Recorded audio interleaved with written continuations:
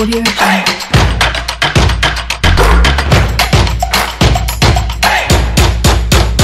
Les pelouses européennes foulées par les clubs prestigieux, les fans et supporters emportés par la mélodieuse symphonie de la C1, bien lancée. La nouvelle cuvée de la Ligue des Champions, le Real Madrid avec Hazard répond présent. Liverpool coule, tout comme Chelsea, Lewandowski et Haaland ont les jambes en feu. Nous épluchons la première journée des rencontres de poule, sortie réussie de quelques joueurs africains. On en parle dans la première partie. La deuxième s'intéresse à la Ligue Europa. Les clubs français sont à la fête. La troisième partie de cette émission fait place aux majeurs. Puis la quatrième et dernière évoque le renvoi de Thomas Tuchel de Chelsea. Un limogeage prévisible. La question reste posée. Potter à la rescousse pour 5 ans. Un plan B. Salvateur pour les Blues. Les analyses et commentaires des spécialistes sont à suivre dans le débat. Salut sportif à toutes et à tous. PFE 745 sur la radio qui mouille le maillot et l'on démarre déjà. Nous quittons les pelouses réelles pour la pelouse du studio pour les joutes verbales. Ils sont 4 spécialistes à nous rejoindre ce matin. Bonjour Franck Nouyama, Guten Morgen. Morgen Angelo, salut le plateau, bonjour à toutes et à tous. Merci d'être présent. Nous saluons Delanov. Salut cher ami. Bonjour Angelo, bonjour le plateau, bonjour à toutes et tous. La casquette renversée comme Franck Nouyama, vous êtes des rappeurs. On a des rappeurs dans la salle. Une coïncidence. Une coïncidence, n'est-ce pas? Ah oui, et puis vous faites face à face. Mon cher Vicente, en Chicago, on ne sait pas s'il débarque du côté des États-Unis, de la ville de Barack Obama. Bonjour, bienvenue. Bonjour Angelo, bonjour aux auditeurs et auditeurs, bonjour à tous ceux qui nous suivent. Merci encore une fois de répondre à notre invitation. Et lui, ça fait belle lurette qu'on l'a plus vu dans le studio Messanyamé. Il est là ce matin. Noël de Souza, salut vous, votre casquette est à l'endroit. Et puis vous êtes entre deux confrères à l'envers.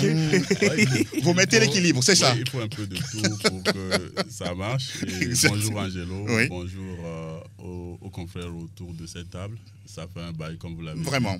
Ravi de retrouver les studios de Sport FM. Et en tout cas, vos fans également sont très ravis de vous retrouver sur cette aventure, messieurs.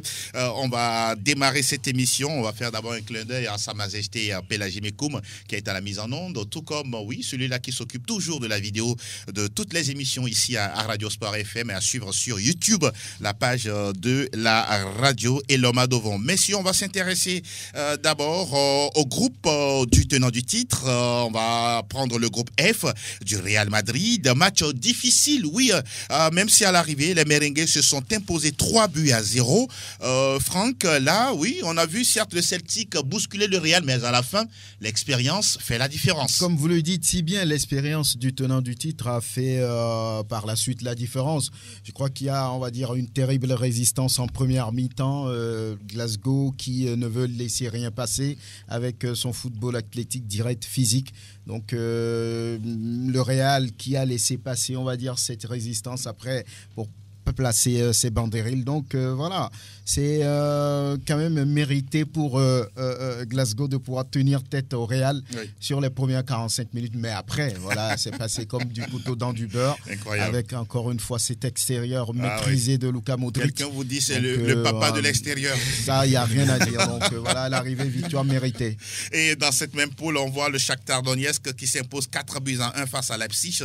Rien ne va pour cette équipe de Domenico Tedesco, renvoyé, limogé, viré par le club allemand. On va faire rapidement ce commentaire sur la stat concernant Eden Hazard. La dernière fois qu'il a marqué avec le Real en Ligue des Champions, ça remonte au... Non, qu'est-ce que je raconte? Oui, en Ligue des Champions, ça remonte au 25 novembre 2020. C'est quand même incroyable, non? Près de 2 ans. Oui, c'est incroyable quand on sait que Eden Hazard était quand même un des meilleurs joueurs de la Première Ligue et que le Real a recruté. C'est assez incroyable et surprenant de voir ces stats-là de ce joueur. Oui. Mais en même temps, il faut quand même se rendre à l'évidence, savoir que quand il est arrivé au Real, il y avait de la concurrence, il s'était blessé, il n'avait pas eu le temps de s'adapter. Donc je pense que cette saison, il a décidé quand même de se remettre à niveau, comme on l'a su, avec un travail préparatoire. Il a perdu du poids également. Avec Pintus, évidemment, le préparateur physique du Real Madrid. Donc, voilà, ravi quand même que voilà, il ouvre son compteur but depuis novembre 2020 en Ligue des Champions. Et je crois son dernier but pour le Real en général, c'était quand même en mai 2021. Ah, un peu plus en avant. Vous défendez bien votre maison, hein, en bon avocat. Donc voilà, c'est une très bonne nouvelle. Et surtout qu'il remplace Karim Benzema, blessé, et c'est lui qui rentre et marque un but pour le Real Madrid. Hein. Oui, c'est une très belle affaire pour Carlo Ancelotti qui a quand même su remplacer il peut compter sur Karim Benzema, puisque il peut compter sur lui. Pas forcément pour remplacer valablement Karim Benzema, parce que Hazard n'est pas un neuf, Hazard n'est pas forcément du profil de Karim Benzema, mais il peut quand même venir au secours. Voilà, dans de tels matchs contre Celtic Glasgow, où il a mis une passe décisive, un but. Voilà, ça fait du bien. Ça fait du bien pour le Real Madrid. Au Diable Rouge. Et on s'intéresse à la poule E, le Milan AC, avec ce match nul 1-1 face à Salzbourg. Et puis de l'autre côté, le Dynamo Zagreb qui épingle Chelsea 1-0. Oui, c'était quand même la grosse surprise dans cette poule-là, avec la défaite de Chelsea au niveau de Dynamo. Et derrière, on a vu que Tuchel a été viré. Bon. On sait véritablement que depuis le début de la saison, cette équipe ne va pas bien, surtout avec des recrues qui, jusque-là, ne sont pas encore intégrées aux nouvelles méthodes de Thomas Tuchel. D'accord. Maintenant, le Milan, c'est de son côté qui revenait bien dans la plus prestigieuse des compétitions, qui cale également un but partout. C'est vrai, ils étaient menés et rapidement, en tout cas, ils ont quand même eu le courage nécessaire pour aller... Vous saluez leur caractère. Je salue quand même ce caractère, surtout ce Milan, c'est qui est porté aujourd'hui par Raphaël Leao, encore buteur la dernière fois. Il faut quand même le noter, c'est vrai, cette équipe dans les années 2010-2008, c'était quand même une équipe qui véritablement sur le toit sur le cyclier européen était vraiment une équipe à battre, mais aujourd'hui c'est une formation qui revient bien. Il faut quand même le faire un point. C'est mieux que zéro. C'est mieux que zéro pour un début de compétition. Il faut le faire. La preuve, Chelsea a perdu. Oui, justement. Et derrière, voilà, on a vu la conséquence. Voilà. Et Chelsea est bon dernier dans cette poule E. On s'intéresse désormais à la poule G avec Dortmund, qui réussit à domicile 3-0 face à Copenhague, et puis le festival de Manchester City 4-0 sur la pelouse du FC Séville. Mon cher Noël. Oui, ce qui est impressionnant, c'est toujours cette équipe de City qui déroule. Mais ce qui frappe plus, c'est le cyborg, le jeune joueur devant qui est en train de mettre but sur but. On dirait qu'il évoluait dans cette formation des Sky Blues depuis fort longtemps. Ça fait déjà, je pense, 12 ou environ une douzaine de buts en moins de rencontres, 7 ou 8 matchs. Oui, pour compléter votre stat, ça fait 25 buts marqués en 20 matchs de Ligue des Champions. De Ligue des Champions, oui. Voilà, donc, avec Dortmund et City. C'est un record de précocité. Il a fallu 42 matchs pour Lionel Messi et 63 pour Cristiano Ronaldo pour atteindre cette barre. Oui, le signal est lancé. J'arrive, Messi, Ronaldo, vos stats sont menacés. Donc, je pense que c'est trop tôt, mais ce que fait ce joueur-là, c'est quand même impressionnant. Maintenant, le FC Séville qui s'est quand même dépouillé cette saison, j'ai mal pour Julen Lopetegui. Pour sa carrière personnelle. C'est quand même assez bizarre pour un Catalan qui a de la compassion pour un Madrilène. Oui, quand le veut, c'est quand même une formation espagnole. Maintenant, quand je parle de Lopetegui, je parle de la carrière de l'homme. On sait qu'il est passé par le Real Madrid. Qui devait être à une Coupe du Monde. Et bon, peut-être une maladresse de Pérez qui envoie le gars ailleurs. Maintenant, le FC Séville a quand même l'opportunité de revenir. Maintenant, quand il y a Dortmund. Oui, 3-0 face à Copenhague. Oui, je pense. Marco Reus également qui marque encore. Je pense que ça va être difficile. pour cette formation sévien. Il risque de se retrouver en Europa League parce que déjà, quand vous perdez 4-0, ça fait moins 3, ça fait moins 3 points, ça fait moins 4 en même temps. Donc, Dortmund a déjà mis 3 buts. Surtout que les rencontres vont s'enchaîner pour ces joueurs-là. Est-ce qu'ils ont le coffre-fort? Est-ce qu'ils ont le banc qui est capable de résister? Parce qu'on joue en championnat.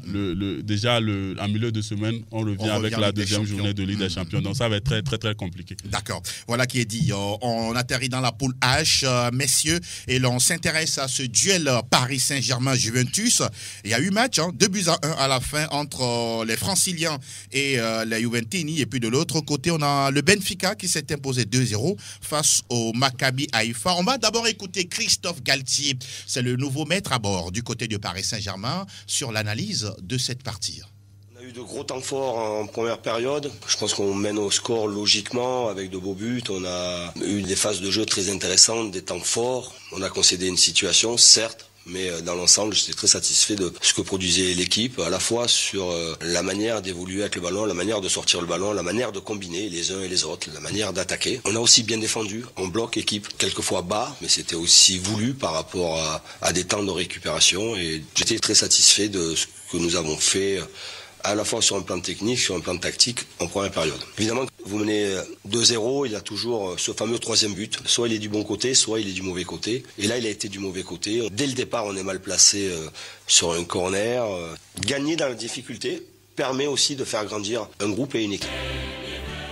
On a écouté, parfois il faut gagner dans la difficulté pour construire un groupe. Je retiens la dernière phrase de Christophe Galtier. Quel commentaire d'Elanov? Je crois que oui, il faut quand même commencer par gagner dans la difficulté. Et la dernière fois, c'est vrai, l'équipe de la Juventus de Turin n'était pas forcément au niveau de cette rencontre-là, parce que d'année en année, on voit que cette équipe devient assez moribonde, tant sur le plan productif de Vous vous rappelez la dernière fois que la Juve a gagné la Ligue des Champions? Si vous le dites, je vous donne 10 000 francs tout de suite. Ah bon? Ah ouais, vous êtes étonné. je sais que ça fait quand même 1993, non? Moi? Bon, non. Monsieur? Je vous ai pas. Non. Moi, monsieur. C'est la 93, je crois que c'est. Moi, monsieur. l'Olympique de Marseille. C'est l'Olympique de Marseille. C'est en 96. J'ai oublié 3 ans de plus. 3 ans de plus en 96. Continuez dans votre analyse, oui. Donc, ça Les 10 000 francs sont dans ma poche. Ça remonte un peu. Oui, c'est vrai. Donc, ça fait beaucoup de choses pour cette équipe Juventini aujourd'hui. Qu'est-ce qui leur a manqué selon vous quand vous avez regardé ce match-là? Moi, je crois que la marche était très haute pour cette équipe Juventini la dernière fois. Elle n'était pas au niveau. Elle n'était pas au niveau. Il y avait malgré une équipe, Vlahovic, malgré Vlahovic, et tous les autres. Quadrado, on l'a vu la dernière fois. Toutes ces balles étaient pour ses coéquipiers en arrière. Il n'a jamais essayé de dribbler Nuno Mendes la dernière fois. C'est une équipe qui ne va pas bien. Il faut quand même avoir le courage de le dire. La Juventus ne va pas bien. Et donc la dernière fois, c'était une équipe du Paris Saint-Germain qui était tout bonnement dans ce match. La preuve, une première mi-temps très bien maîtrisée, calmement, avec un doublé de Kylian Mbappé derrière. On a vu, c'est vrai, à certains moments de la rencontre, on a vu le PSG qui s'est fait inquiéter, mais il y a eu Gianluigi Donnarumma qui également a sorti les arrêts qu'il faut pour pouvoir garder son équipe dans ce match. Et à la fin, on a une victoire parisienne. Pour moi, c'est toute logique. Et Franck, on voit cette équipe de la Juventus toujours citée parmi les grands, mais à l'arrivée, on sent une équipe qui manque d'ambition. Allegri, pour vous, c'est un mandat de trop? Bon, est-ce qu'il faut dire que c'est un mandat de Il est très trop critiqué par les tifos. Oui, quand ça ne marche pas, c'est normal, c'est une logique. Les supporters, eux, ils veulent voir leur club gagner à tout moment, à chaque instant. Donc, par rapport à la Juve, je pense que ça date depuis un moment. C'est vrai que pendant longtemps, ils ont régné sur le championnat italien. Tout à fait. Et depuis quelques temps maintenant, ça dandine un tout petit peu. Ils ont disputé 2 finales de Ligue des Champions 2015 et 2017. Voilà, et c'est quand même un ancien vainqueur de la compétition. Donc, il y a du respect pour eux. Maintenant, face au Paris Saint-Germain qui est attendu à ce niveau, qui n'a pu battre la Juventus depuis qu'ils ont eu à se retrouver en Ligue des Champions. C'était quand même une première, on peut le dire. La dernière, c'était un 6-1 pour la Juve. En super coupe de l'UEFA. Donc, c'est quand même une première et c'est une bonne chose pour le Paris Saint-Germain, qui est très attendu parce que dans le championnat français, c'est déjà vu.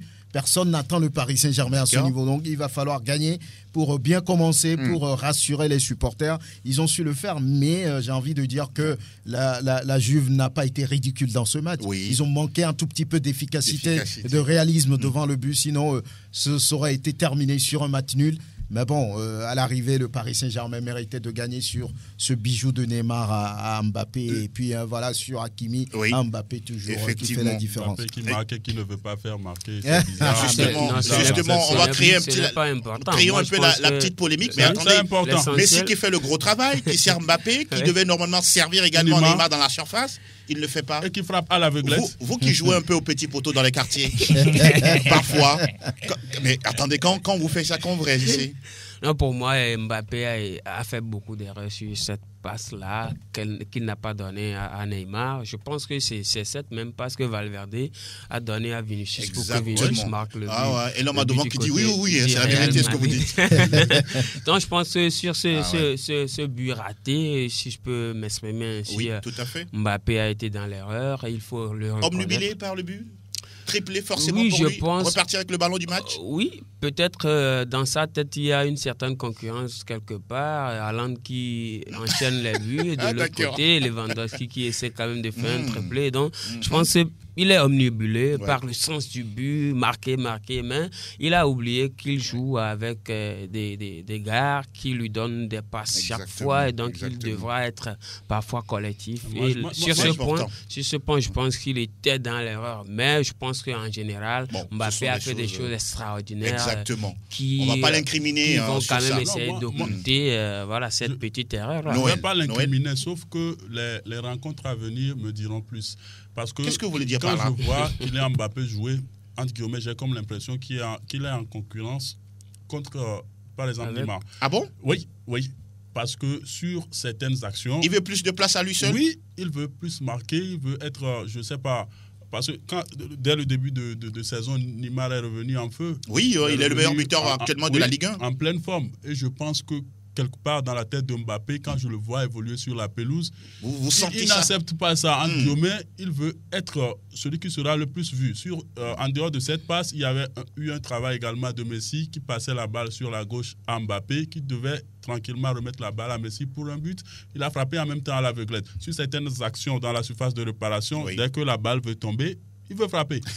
Donc je pense que c'est un travail que Galtier doit également faire pour pouvoir permettre cette cohésion. Parce que quand il va évoluer, il va le faire comme ça. Vous allez voir que Neymar et Messi, qui sont de beaux amis, on se dit, tant bien, tu veux qu'on le fasse. Et on va lui trouver le ballon. Voilà. Un peu comme Anelka à l'époque au Real Madrid, quand il s'est agi de faire plus ou moins briller l'international français ou l'ancien international français. On va continuer, messieurs, pour atterrir désormais dans la poule A avec cette curieuse victoire 4-1 du Napoli face à Liverpool. L'Ajax qui fait vaciller Glasgow Rangers 4-0, Franck. Qu'est-ce qui s'est-il passé avec cette équipe de Liverpool? C'est une honte rouge pour les rouges. Ça ne se comprend pas. Ça ne se comprend pas. Vous regardez cette équipe. Elle est belle l'image. Même si le club a des difficultés en début de saison, on le sait. Sur ce match contre Napoli, on se disait que oui, Liverpool en tant que finaliste de la dernière édition avait sa place quand même dans ce match, mais rapidement débordé par la vivacité, la volonté des joueurs italiens et puis la défense contrôlée par Van Dijk, Joe Gomez, j'allais dire Alexander et puis qui est encore Robertson. Ils n'ont pas hésité. C'était comme du couteau dans du beurre pour les Napolitains. Van Dijk même qui commet un penalty sur Osimhen. Oui, ce n'était pas normal. Donc je ne sais pas trop, alors que c'est pratiquement les mêmes joueurs, même s'il y a certains qui se sont blessés. Et malheureusement pour club, Darwin Nunez pour ce début de saison n'est pas là. Voilà, c'est très compliqué. C'est difficile à expliquer parce qu'au-delà, ils avaient la possession. Exactement. Voilà, donc ils ont dominé. Match, donc voilà, ça ne se comprend pas. Il y a quelques détails peut-être à régler, à changer au niveau de cette équipe-là pour la relancer. D'aucuns disent que c'est le départ de Mané. Il est parti avec avec l'âme de cette équipe. Bon, dans la bouteille on peut le dire parce qu'on a comme l'impression que Liverpool a perdu son âme. C'est vrai que l'hôpital est gonflé. On a vu des joueurs qui ne sont pas encore de retour. Diogo Gomez, il a fait un match catastrophique l'autre fois. Diogo Jota n'est pas là. Salah n'est pas dans sa forme excellente. Franchement. Donc on a comme l'impression que Liverpool a perdu quelque chose. Bon, je ne sais pas si c'est Mané qui est parti avec, mais étant un grand club, ils peuvent rebondir, mais on ne peut plus connaître ce Liverpool de ces dernières années. Donc ils disent que si Tourelle est parti du côté de Chelsea, il faut également ouvrir la porte à c'est pas sûr qu'eux ils laissent partir Klopp, parce que il a fait long feu avec cette formation. Je pense que Klopp a désormais à nouveau le devoir de refaire ce qu'il a fait à son arrivée. Est-ce que c'est faisable? C'est faisable. Il faut. Le plus difficile est à ce niveau, Noël. Il faut, à mon humble avis, essayer d'avoir une combinaison avec Van Dijk. Parce que Van Dijk, c'est le joueur qui reste à l'écart. Qui envoie son collègue, qui ne veut pas duel. Vous pensez que Joël Matip n'est pas bon? C'est Matip qui fait le vrai boulot. Le grand boulot. Ah, donc, pour vous, Van Dijk est un paresseux. C'est pas un joueur. Il veut être plus intelligent sur la pelouse et en même temps paresseux, parce que je pense que c'est une rencontre face à United où il était là patient, la main derrière et le joueur marque dans la surface de réparation. Il n'attaque pas. Donc ça veut dire que Klopp a le devoir de faire un travail là. Maintenant, Mo Salah, qu'est-ce qui arrive à l'Égyptien? Vous posez des questions. Pas trop, mais ça prouve également que Klopp a, entre guillemets, pris la mauvaise décision de donner trop de préférence à Salah qu'à Mané. Parce que Salah a la confiance du coach. Il sait que peu importe la situation, il est là. Il faut le bousculer un peu. Il faut l'amener à se redonner encore une nouvelle fois sur la place. En même temps, ce duo était indissociable. S'il vous plaît, 30 secondes. 30 secondes et puis on avance. C'est l'erreur que Jürgen Klopp a fait. Ce duo était indissociable. Il y a trop de suffisance. Il n'a pas mis de concurrence à ce niveau. Non, ça dit sans Mané, Salah, on le voit. Mais côté Mané, on sait très bien que Diaz a été réclamé. Il est arrivé. Côté Salah, il n'y a jamais eu de recrue pour pouvoir le remplacer. Évidemment, mais je dis, il ne fallait pas laisser Mané partir. Ah, d'accord. Donc la faute à qui? Sans Mané, la faute à qui? La faute à Jürgen Klopp. D'accord, merci de le dire. Le groupe B désormais. On s'intéresse au match FC Bruges qui gagne 1-0 face à Leverkusen. C'est intéressant parce qu'à ce niveau-là, il y a un buteur africain qui a marqué. On reviendra tout à l'heure sur les Africains. L'Atlético, au forceps, dans le temps additionnel, a pris la mesure de FC Porto 2-1 avec un pied en mode karatéka de Pep envers Antoine Griezmann. Mais bon, le Français a tout fait pour marquer. Match compliqué pour les Colchoneros. Oui, match compliqué pour les Colchoneros. On sait qu'actuellement aussi cette équipe ne va pas trop forte. Et donc la dernière fois, ils ont souffert un tout petit peu, mais Antoine Griezmann a quand même réussi à offrir les 3 points. Il sort du banc. Vous avez vu sa coiffure? Ce qu'on voit depuis le début de la saison. C'est quand même incroyable. Un joueur qui... Tortue Ninja. Avec 9 minutes. Exactement. Un joueur qui n'est plus autorisé à jouer 30 minutes avec les Colchoneros. On sait ce qu'il en est de ce côté-là, mais la dernière fois, il fallait gagner ce match. Et puis, avec une équipe de Porto qui est là pour faire le résultat. Et à la fin, ça n'a pas marché. Diego Cholo et El Simeone, avec toute sa bande, ont réussi à prendre les 3 points de la journée. Et comme toujours, quand ça marque et ça gagne pour l'Atlético, il fait le tour du terrain. Diego Simeone. On rappelle que son fils avait marqué déjà face à Liverpool. Giovanni Simeone. Ça n'arrive pas tous les jours. Le groupe C à présent avec le Bayern en déplacement du côté de l'Inter Milan qui a gagné 2-0 grâce à Leroy Sané. C'est une bonne nouvelle pour les Bavarois, Franck Dougnama. Il commence très bien parce que là, sur la dernière édition, on a gardé, on va dire, de très mauvais souvenirs par rapport aux Bavarois. Éliminés, souvenez-vous, par Villarreal. Donc il fallait commencer correctement cette compétition. Et puis c'était face à un club qui les avait battus en finale déjà en 2010. Donc voilà, c'était important pour eux de se faire un nom devant cette équipe italienne. Et bon, ils ont bien joué, ils ont possédé le ballon et 2-0 à l'arrivée. Je pense que sur l'ensemble du match, les Bavarois ont bien joué, surtout Leroy Sané qui a été au four au moulin, qui a marqué de super buts. Donc, c'est pas volé quand même cette victoire. Mais je pensais voir un club interiste un peu plus fort. Là, vous êtes déçu. Voilà, un peu plus fort, un peu plus, on va dire, combatif. Engagé, mais à l'arrivée, il n'y avait rien du tout. Ils n'ont pas fait le jeu. Attention à Simone Inzaghi. La machette ou bien la coupe de limogeage pourrait ne pas être loin de vous. La place à 1-2-1 ou 2-2. Oui, pourquoi pas. Une passe, je ne sais pas, bizarre de Alphonso Davies dans cette défense pour l'attaquant qui ne marque pas. Noël, on reste avec vous puisque vous avez pris la parole sans m'en demander. Alors, on reste dans la poule C pour Barcelone, 5-1 face à Victoria Pilsen. Quel commentaire vous faites? Non, je pense que c'est une logique, parce que depuis un moment, quand on prend cette formation catalane en championnat, c'est quand même but sur but. Désormais, ils ont un joueur qui ne sait que marquer des buts, Robert Lewandowski, et avec Xavi qui essaye de composer.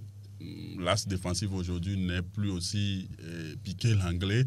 On a Piqué était sur le banc, il faut préciser. Oui, ce n'est plus Piqué l'anglais. Il y a l'anglais, il y a du sang frais. Il est parti. Il est à Tottenham. Non, c'était l'as qui faisait peur avant. Dès que le Barça jouait, il y a Piqué l'anglais. Vous n'êtes pas sérieux. Bien avant le premier quart d'heure, il y avait but. Aujourd'hui, on a des jeunes comme Koundé, Araujo, Christensen, Alba qui est toujours là. Maintenant, en milieu, il y a les Pedri et autres. Donc, ça veut dire que ça déroule aujourd'hui du côté du Barça. Mais le grand test sera face au Bayern. Avant d'en parler, mais quelle forme quand même de Dembélé. Il est en forme, ce jeune joueur. Dembélé, on ne sait plus trop ce qu'il mange, mais c'est désormais il a changé de régime. Oui, c'est désormais un autre joueur sur la pelouse. Oui. Qui ne se blesse plus. Je pense que les statistiques vont quand même prouver ce que je veux confirmer, que c'est un de ses meilleurs débuts de saison avec le FC Barcelone. Il n'a pas eu de bobo, il n'est plus en retard à l'entraînement. Moi, je pense que à un moment donné, on l'annonçait sous d'autres cieux, mais sûrement que ses conseillers l'ont dit avec Xavi. Il y a un travail qui se fait pour ta carrière, pour la Coupe du Monde qui arrive à grands pas. Il faut être dans une telle forme. Et je pense qu'aujourd'hui, le Dembélé qu'on a au Barça, s'il continue sur cette lancée, Didier Deschamps va le retenir. Oui, il va le retenir. Ça, c'est sûr. Et moi, je crois avant que vous ne continuiez, je voudrais donner des stats pour faire plaisir aux fans, aux inconditionnels de Robert Lewandowski. C'est le premier match de Ligue des Champions avec le Barça. Triplé inscrit, ça n'arrive pas tous les jours. Ça lui fait 89 buts dans l'histoire de la Ligue des Champions. Il déloge Karim Benzema de la 3e place des meilleurs buteurs de la C1. Karim qui en a 86. Il vient d'arriver en Espagne. Robert Lewandowski est le premier joueur à réaliser un triplé avec 3 clubs différents en Ligue des Champions. 1 avec Dortmund, 4 avec le Bayern et notamment 1 avec le FC Barcelone. Je vous reviens.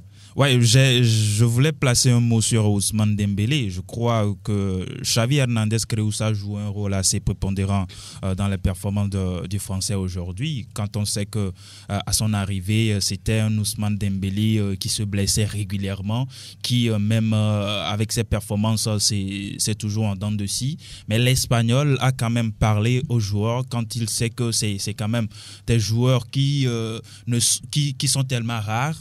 Un joueur qui arrive à dribbler son vis-à-vis quand il veut et comment il veut.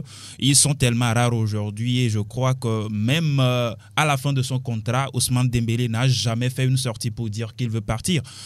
C'était quand même Xavi qui a essayé de pouvoir le convaincre afin de renouveler son contrat et aujourd'hui, je crois que l'Espagnol doit quand même tirer fière chandelle à ce jour-là. Et voilà qui est dit. Il y a même une blague qui a été sur les réseaux sociaux. Gnabry et puis Müller qui discutaient de qui est meilleur par rapport à Mbappé et Dembélé. Et donc Dembélé, voilà. Müller qui dit si j'avais la vitesse de Dembouz, je serais le meilleur joueur du monde. Et donc ça veut dire tout ce que ça veut dire. On termine avec la poule B, messieurs. Francfort qui coule à domicile 0 but contre 3 contre le Sporting Portugal. Et puis Tottenham, oui, qui gagne 2-0 face à Marseille, Franck. Oui, Tottenham qui gagne, on le savait un peu sur le papier, les Spurs étaient au-dessus de cette équipe marseillaise qui reste sur une vilaine série en Ligue européenne des champions. Marseille était devenu même le club français, le premier à ne jamais marquer un point tout au long d'une compétition de phase de poule de la Ligue des champions.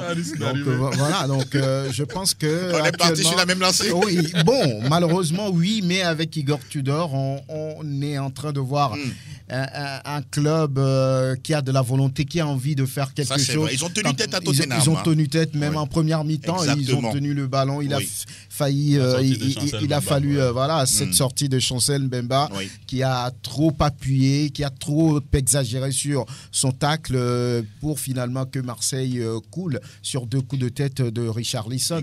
Le premier, c'était un beau but. Il n'y avait pas de marquage autour. J'ai pas compris. Il était oublié. Le deuxième, il a un tout petit peu poussé le défenseur marseillais avant de marquer. Donc, je pense qu'il leur a manqué un peu d'expérience. Marseille n'a pas été ridicule, mais on gagne des motifs d'espoir pour le match contre Francfort qui a été balayé par le Sporting Portugal. Oui, c'est normal. C'est normal pour un club qui n'a pu jouer en Ligue des Champions depuis une cinquantaine d'années. Absolument. Je n'abuse pas. Donc voilà. La Ligue Europa. Oui, mais c'est pas la même chose. C'est pas la même. Voilà, on n'est pas dans la même cour de récréation. C'était prévisible. Voilà, donc c'était prévisible par rapport à ce match. Mais Marseille, peut-être sur le prochain match, s'ils se ressaisissent, ils peuvent prendre au moins un point face à Francfort. Et surtout, comme vous le dites, prendre des points à domicile. Pourquoi pas contre Francfort, Sporting Portugal et dans une moindre mesure contre Tottenham. Alors voilà, on a fait le tour des poules. Messieurs, je voudrais vous poser 2 questions avant de passer à autre chose. Il y a des joueurs africains qui se sont illustrés lors de cette première journée. Il y a Mohamed Kudus du Ghana, il y a Zambo Anguissa du Cameroun, Abakar Sina de la Côte d'Ivoire et puis Lassina Traoré. Qu'est-ce que vous retenez là-dessus? On n'oublie pas Kessié. Kessié, merci. A marqué pour le Barça. Merci beaucoup, Franck Benyama. Merci. Premier but pour le Barça. Ça n'arrive pas tout le temps, de la tête en plus. Ouais, mais ce qui me retient, c'est quand même Zambo Anguissa. Exceptionnel. Il a été énorme. Ce match-là, maître du jeu, phénoménal. Il se permet même des roulettes à la Zidane. Même des roulettes à la Zidane. Ça n'arrive pas tous les jours. Je pense qu'il a été exceptionnel. Mais il n'y a même pas de mots à dire sur ce joueur-là, exceptionnel. Oui, Samuel Eto'o en dit beaucoup de bonnes choses. Évidemment, il faut quand même lui envoyer un message pour lui dire qu'il est déjà qualifié pour la Coupe du Monde. D'accord. Il est sélectionné. Franck Zambo Anguissa. Vous êtes le chargé de communication d'Africa Foot, le sélectionneur des Lions indomptables. Sa performance, oui, mais actuellement, il y a une situation qui est entre lui et puis son entraîneur Rigobert Song pour avoir refusé de disputer un match. On sait ce qu'il en est. On verra bien. En tout cas, pour sa qualité, je crois que Franck Zambo Anguissa va quand même apporter un plus à ce groupe des Lions indomptables du Cameroun. Et surtout également Mohamed Kudus, c'est un bon joueur, Franck. Oui, c'est un bon joueur. Bon jeune joueur de l'Ajax. Oui, il prend des galons, il prend de la place. Il est attendu au prochain mondial également. Oui, il est bon. C'est un joueur qui ne recule devant rien. Donc, je pense qu'on peut lui faire confiance. Pourquoi pas. Un début aussi intéressant en Ligue des Champions. Et voilà, c'est très bon pour lui. L'Ajax d'Amsterdam, en tout cas, un grand club. C'est ces jeunes joueurs-là qui nous ont fait honneur parce qu'on attendait les Mané, les Salah. Bon, les a pas vus. Ils vont se réveiller. Ouais. Bon, pour Mané, on le sait, avec le Bayern et le jeu pratiqué, c'est possible, mais pour Salah... Vous avez beaucoup de doutes Salah, il est fantomatique. Ah, oui. Et même Aubameyang avec Chelsea. Oui, bon, ça aussi, il est très très attendu. Alors, messieurs, je voudrais vous poser cette question-là. Je ne sais pas à combien de francs de CFA. Qui finira meilleur buteur cette saison en Ligue des Champions, Franck? Quand on voit comment dit-on, la qualité des effectifs, c'est vrai que Lewandowski et puis Haaland sont déjà devant. 3 buts, 2 buts. Qui voyez-vous? Je pense que j'ai envie de mettre une pièce sur Haaland. Haaland, pourquoi pas? Il a aidé déjà, meilleur buteur de Ligue des Champions. Hein. Je crois que ça doit être 3 saisons, si je ne me trompe pas, avec Dortmund. La saison dernière, c'était Karim Benzema, 15 buts, 13 pour Lewandowski. Vous voyez le même schéma cette année? Oui, j'ai un nom en tête. Oui, allez-y, mais je vais poser une condition. À qui? C'est pas vous qui posez les questions ici. Donnez le nom. Je vais poser une condition. Donnez le nom. S'il ne se blesse pas, non. Non, c'est Robert Lewandowski. D'accord, si bon. le Barça ne se reverse pas en Ligue Europa. Vous n'êtes pas sérieux. Ah oui. Mon cher Delanov. Robert Lewandowski également. Non, je pense que Haaland, oui, vous maintenez votre nom. Hein. Ça fait 2-2. Ça fait 2-2. Ça fait 2-2. Ça fait bien. Oui. Merci, messieurs. On va continuer l'aventure toujours dans la bonne humeur. Et Angelo, vous-même, Benzema, n'est-ce pas? non. Il est mal parti. Je vais fouiller dans mes papiers. Pour équilibrer les choses. Que ce soit en Liga ou en Ligue des Champions, Lewandowski sera devant. En tout cas, ce sont des super gâchettes, tous ces joueurs que l'on vient de citer. Et on a parlé de la Ligue des Champions, on parle de la petite sœur de la C1. Nous sommes au niveau de la Ligue Europa. Il y a eu la première journée également au niveau de cette compétition, les phases de poule, avec début réussi pour Arsenal, 2-0 face à FC Zurich. Et pardon, merci beaucoup Franck. J'aurais dû faire des jaloux s'il y en a, des fans de FC Zurich. Les clubs français se sont fait plaisir. 2-1 pour Rennes face à l'AEK Athènes. Monaco qui gagne petitement 1-0 sur la pelouse de l'Étoile Rouge de Belgrade. Nantes qui justement gagne à la maison 2-1 face à l'Olympiakos, le Pirée. La Real Sociedad bat Manchester United 1-0 et ça ne marche pas également pour l'AS Rome de José Mourinho, battu 2-1 par Ludogorets Razgrad. Curieux également ce succès 1-0 de la Sainte-Galloise face à l'Union Berlin qui résiste au Bayern mais qui n'a pas fait grand-chose en Ligue Europa. Commentaire 30 secondes, Franck, sur ces différents résultats. Oui, c'est Nantes qui me paraît vraiment bien. D'Antoine Comboiré. D'Antoine Comboiré, on le sait, ils ont été 8 fois champions de France, mais ils ont disparu sur l'échiquier européen depuis un bon bout de temps et ils ont fait un match intense. Les conditions dans lesquelles ils ont réussi à marquer ce deuxième but victorieux, c'était intéressant et on a vu un stade assez, on va dire, qui applaudissait les joueurs et c'était intéressant, surtout pour Antoine Comboiré de pouvoir vivre ça et comme entraîneur et félicitations pour les joueurs nantais et puis de l'autre côté on parlera également de Rennes qui n'a pas reculé et qui a forcé les choses pour prendre ses 3 premiers points. C'est toujours bien de se mettre en confiance avant la suite de la compétition et ça a été bien, mais on va oublier la soirée de Nice.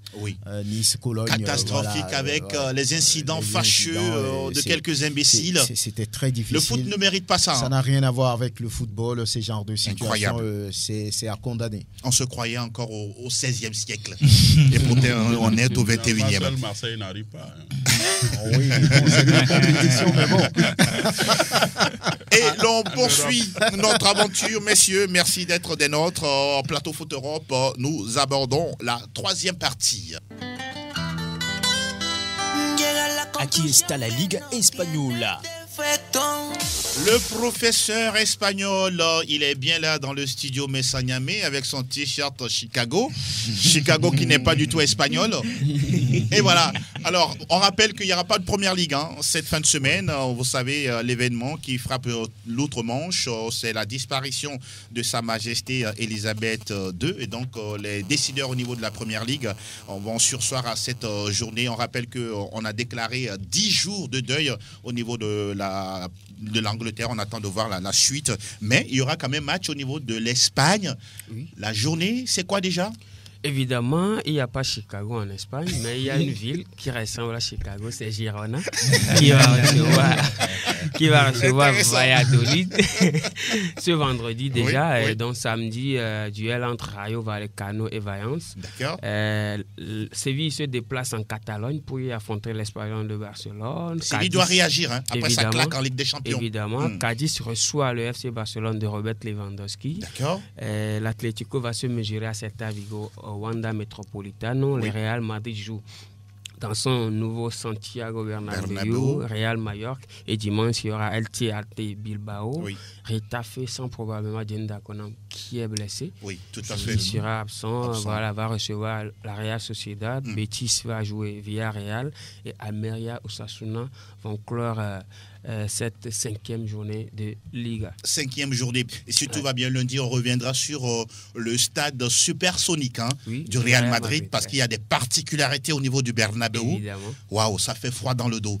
Comment est-ce qu'on peut être aussi organisé au niveau européen et avoir à mettre autant de millions d'euros pour avoir ce bijou-là qui demain va rapporter beaucoup d'économies dans les caisses. C'est ça le football business. Du Real Madrid. Le football business. Business. Ça, c'est aussi espagnol.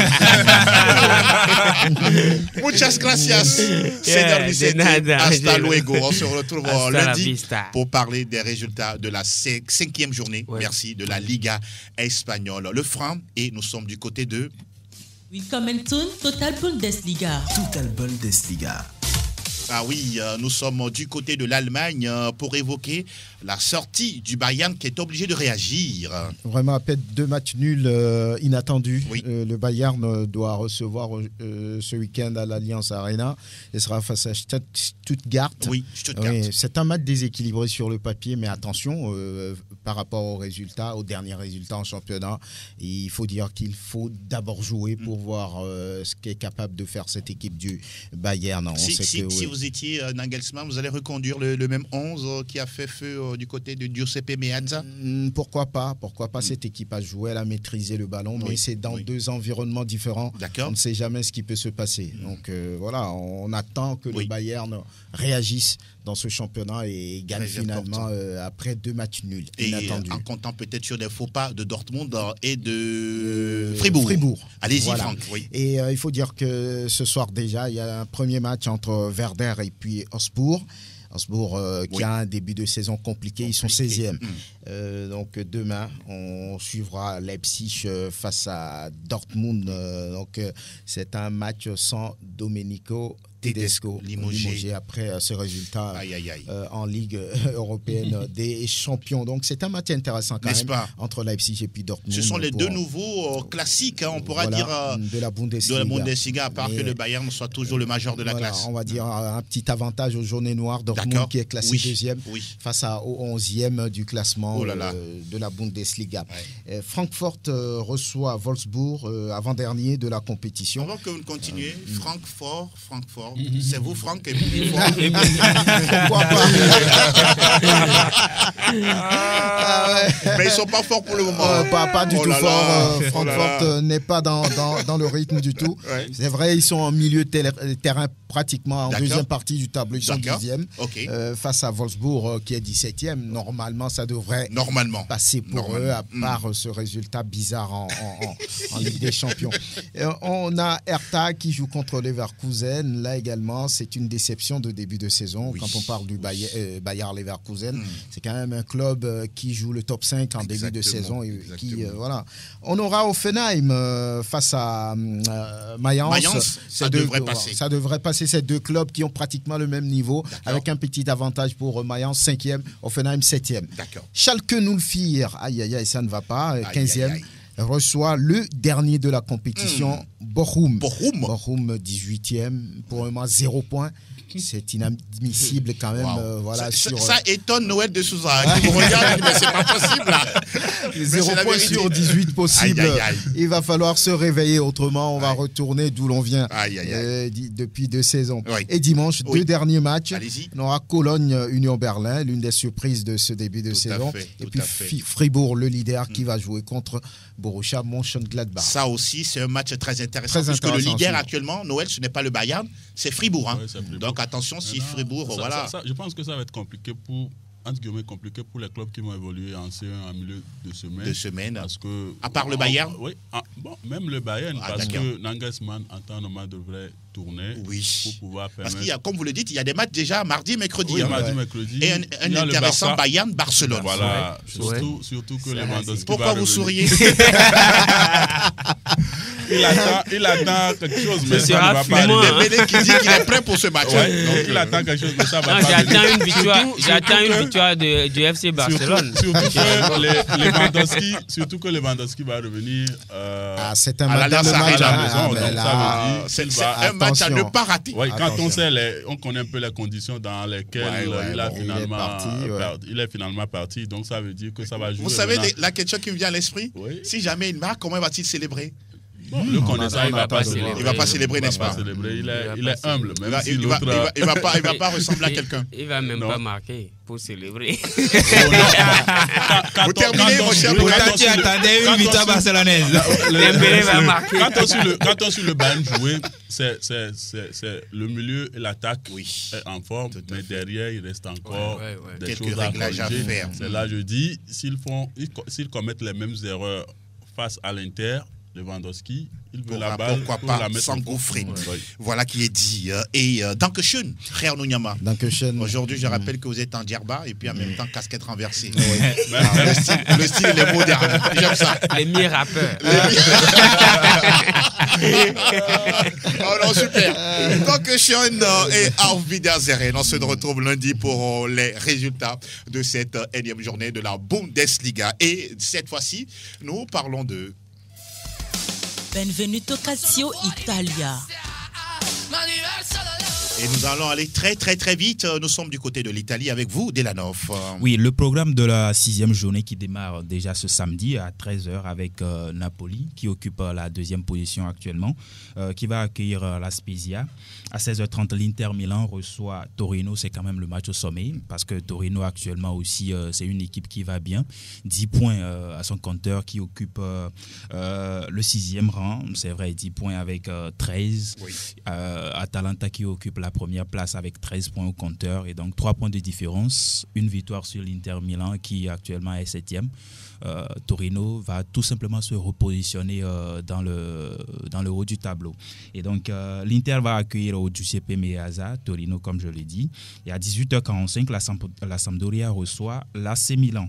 Dimanche, à 10h30, l'Atalanta Bergame, leader du championnat italien, va recevoir Cremonese. Attention, les promus actuellement, ce n'est pas vraiment ça. Atalanta va marcher dessus, normalement. Normalement, ça devait le faire.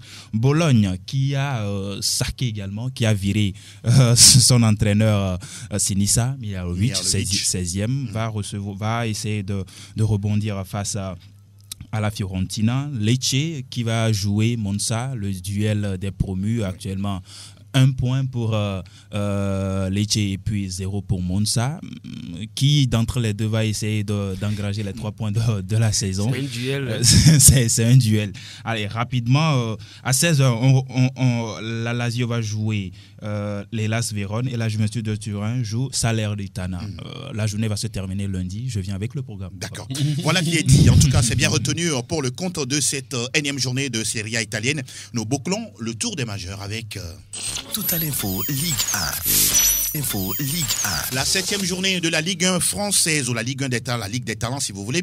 On aura déjà ce vendredi Lens 3, samedi Paris Saint-Germain qui se prépare déjà pour la 2e journée de la Ligue des Champions, accueille Brest au Parc.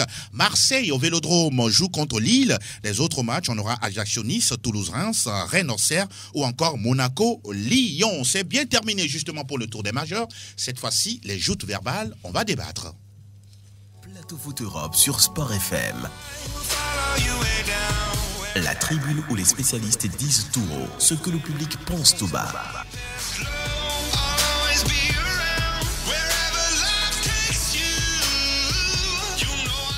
Nous abordons la dernière partie de cette émission avec nos spécialistes Franck Nunyama, Vicente Noussoulé, Delanov Atikpou, ou encore Noël de Souza. Et le sujet du débat, c'est le limogeage de Thomas Tuchel du côté de Chelsea. C'était pour vous prévisible ce départ de Thomas Tuchel, le technicien allemand? Moi, je crois que oui, c'était prévisible, mais je ne savais pas que ça allait arriver un peu plus tôt comme ça. Parce qu'on sait que les tensions montaient entre le board et puis le technicien depuis quelques jours. Mais comme je le disais, je ne savais pas que ça allait arriver. Cette défaite face au Dynamo Zagreb allait précipiter le départ du technicien allemand parce qu'on sait que également à son arrivée, c'est une équipe qui pataugeait et l'Allemand a quand même réussi à faire revenir le Football Club Chelsea avec un sac européen à l'appui. Et aujourd'hui, oui, le nouveau propriétaire Todd Boehly a quand même sorti de l'argent, une bagatelle somme au total avoisinant les 200 ou plus de 200 millions même, pour faire venir des joueurs, et les résultats ne sont pas là. C'est le mal aussi de cette profession-là. Quand ça ne va pas, on vous vire tout de suite. Il n'y a pas de sentimentalisme, et là, je crois qu'il en a payé tout simplement les frais. Cet homme qui a donné la Ligue des Champions à Chelsea il y a quoi, 2 ans, si je ne me trompe pas? Oui, 2021 2022. Non, 2020-2021. Évidemment. 2020-2021.